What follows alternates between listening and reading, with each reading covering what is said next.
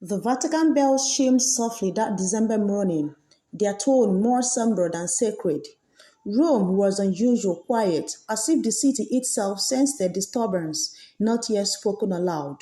Behind the walls of Casa Santa Marta, Pope Francis sat in his private quarters, his breathing labored, a thin sheen of sweat across his forehead.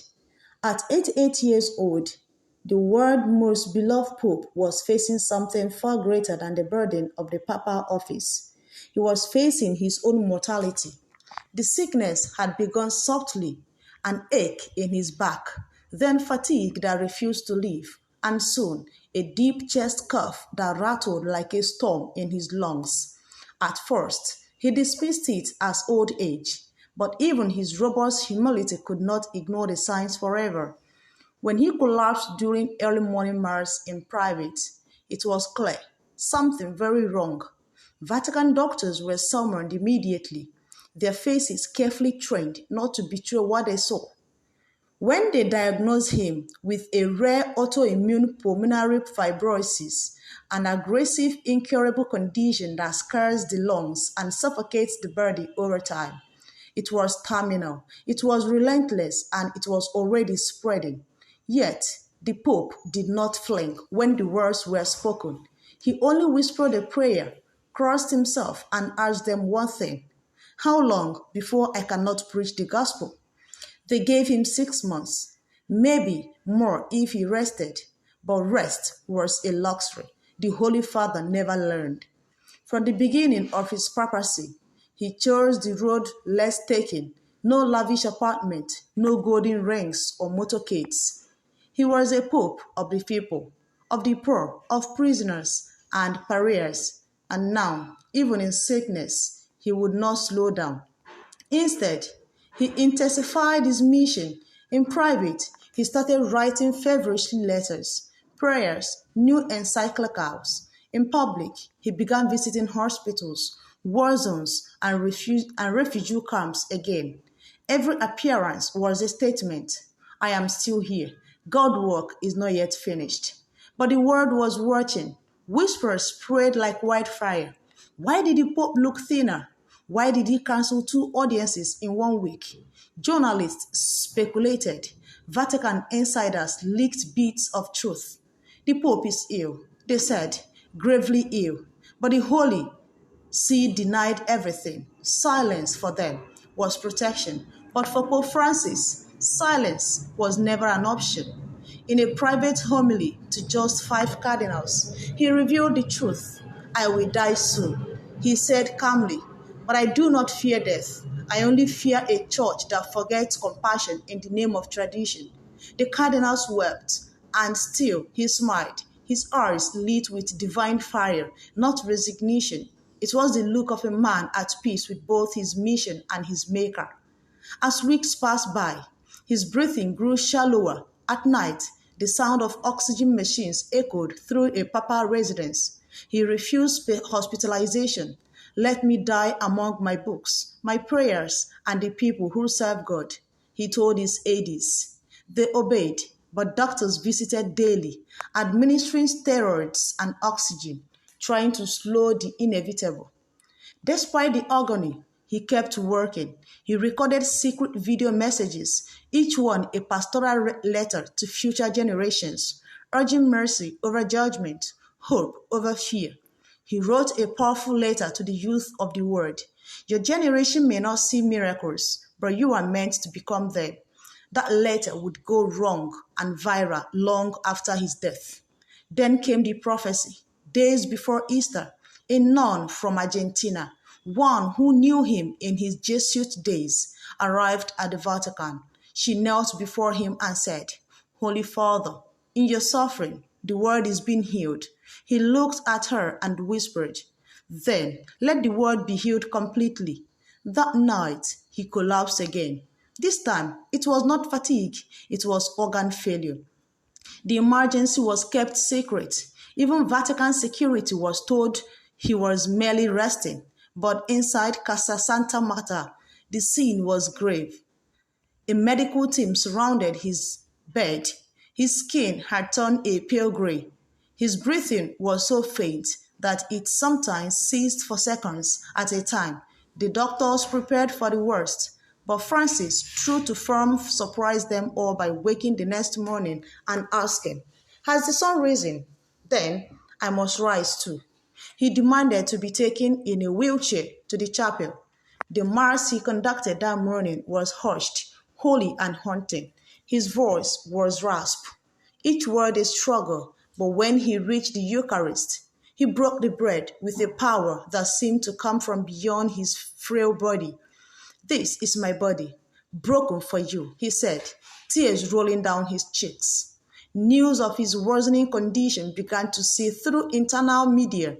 Pilgrimage flooded St. Peter's Square, many of them holding candles, kneeling prayers, singing hymns. It became a vigil without an official announcement. 1 million people gathered across days, even though no one had publicly confirmed the Pope was dying. The world simply knew. Then came the unexpected miracle. On the morning of Pentecost Sunday, Pope Francis was found sitting upright, unaided, his room.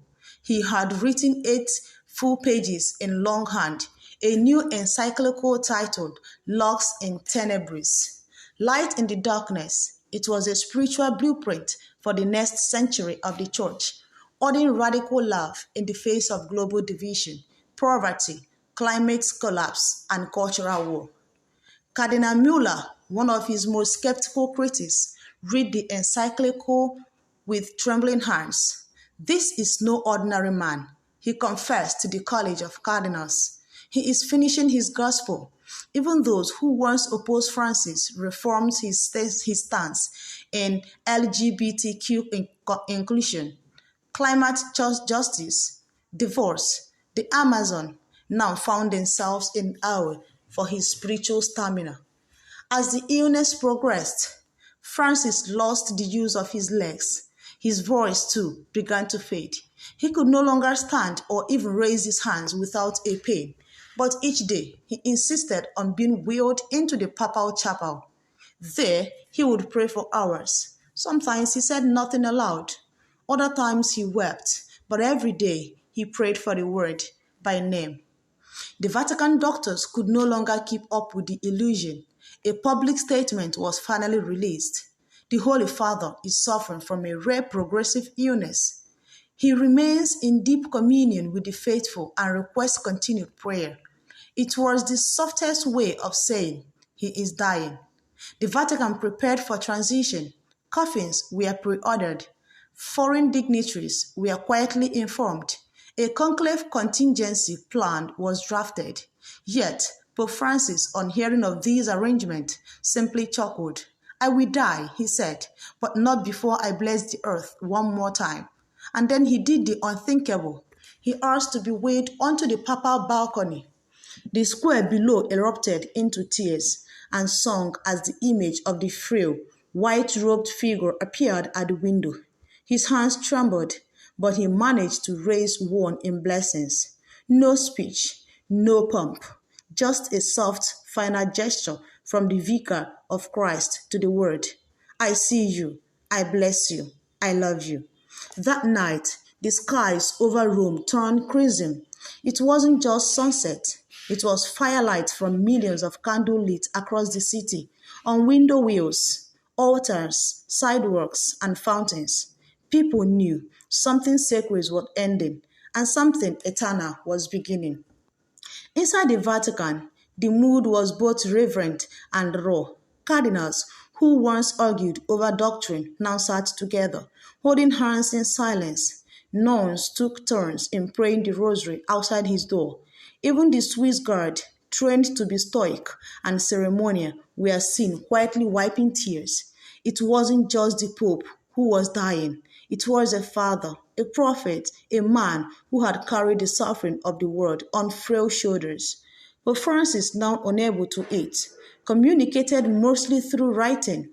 One note read, "Do not mourn my body. The church lives on in you." Another addressed to the people of Ukraine simply said, "My heart bleeds with your soul."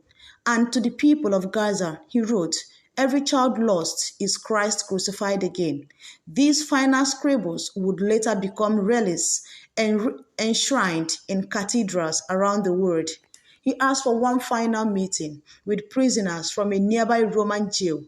The guards wheeled them in, shackled and nervous, but he smiled, lifted a trembling hand to each, and whispered words only they could hear. Later, one of them, a man serving life for murder, said, "He looked at me like I was still redeemable. I have never known that kind of love." The Pope's personal physicians, Dr. Elias Bertoni, confessed to the Vatican secretary, "We've done everything we can. It's a miracle he's alive. It's beyond medicine now. He's living on something else. Faith, perhaps." But even faith was now tainted in pain. Francis was shrinking before their eyes. His skin thinned. His breathing was down to 6 per minute. Yet his spirit only grew brighter. Then came in final confession. In whispers barely audible, he asked for the confessor of the papal households to hear him. Those present never disclosed what was said.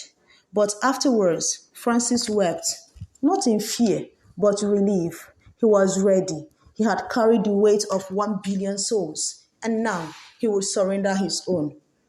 Word spread through the corridors. This is it. Cardinals, bishops, and global Christian leaders were summoned. From his bed, Francis asked only one thing: "Let me hear music." They play Panis Angelicus, "Then abide with me." Then he murmured a name, Jesus, and then another, Mama. It was the last word he ever spoke. He died at 3:17 a.m. Rome time, his face turned gently to the east. There was no final gasp, no dramatic collapse, just a slow holy stillness that overtook the room like falling snow. The candle beside his bed flickered once, then steadied. He was gone. The announcement shook the world. Pope Francis has returned to the Father. Bells rang out in every church. Pope poured into the streets, lighting candles, holding signs that read, "Thank you, Papa." In Argentina, mourners danced the tango in silence, his favorite expression of joy. Africa's village held all-night prayer vigil, and in Asia, temples tolled their bells in solidarity.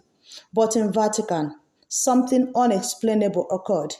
As his body was laid in state beneath Michelangelo's dome, a beam of light shone through the oculus above, bathing him in a golden ray.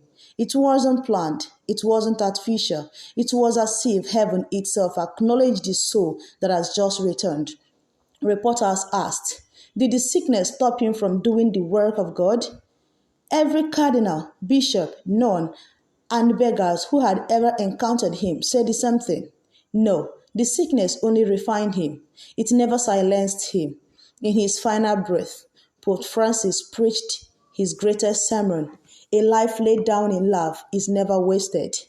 The days following his death were unlike anything in the church he had seen in centuries. More than 7 million people traveled to Rome in just 4 days. St. Peter's Basilica stayed open 24 hours a day as mourners filed past his body. Some collapsed in tears, others whispering prayers. Muslims, Jews, Buddhists, atheists, people of every faith came, because this was not just the death of a pope, it was the end of an era. Presidents and kings flew in. Children were seen leaving handwriting notes at the Vatican gate. "Thank you for loving us," one read. Another, "Tell God we still need him." Vatican security was overwhelmed by the wave of devotion, but Francis had predicted it. He had left instructions: "Let them come, do not push them away. This is their church too." One cardinal discovered a sealed envelope among the Pope's final writings. It was labeled, "To my successor." To my successor. Inside was a letter, not a command, but a plea. Lead with mercy. Stand with the poor. Protect creation. And never ever let the church become a museum of memories. Instead, a museum of memories, of grace. The letter became the foundation manifesto for the next papacy. That letter became the foundational manifesto for the next papacy. But the most astonishing moment came during the funeral mass.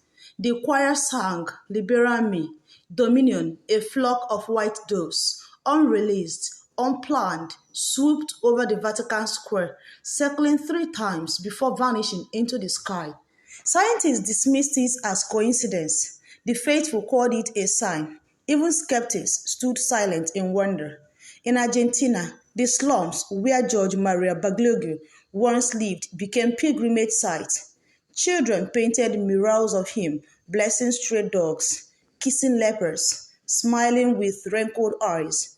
In prison, across the globe, inmates held masses in his honor. In Amazon, indigenous tributes danced and sang for the white elder who never forgets us. The Vatican soon published the final prayers of Pope Francis, a collection of handwritten messages, most of which he penned while too sick to speak. One page simply read, "To suffer is not to lose. It is to love deeper than comfort allows." Another, "If Christ suffers in silence, then I will not waste my own." But one message found tackled in his Bible stunned the world. It says, "The church must always be on fire, not with wrath, but with the warmth of welcome. If we are not a shelter for the hurting, then we are not the body of Christ." It was underlined 3 times. That line would become a global movement. Young people began marching under the banner of Church on Fire. A spiritual revival started not by policy, but by presence. They filled the cathedral with songs, laughters, and radical services.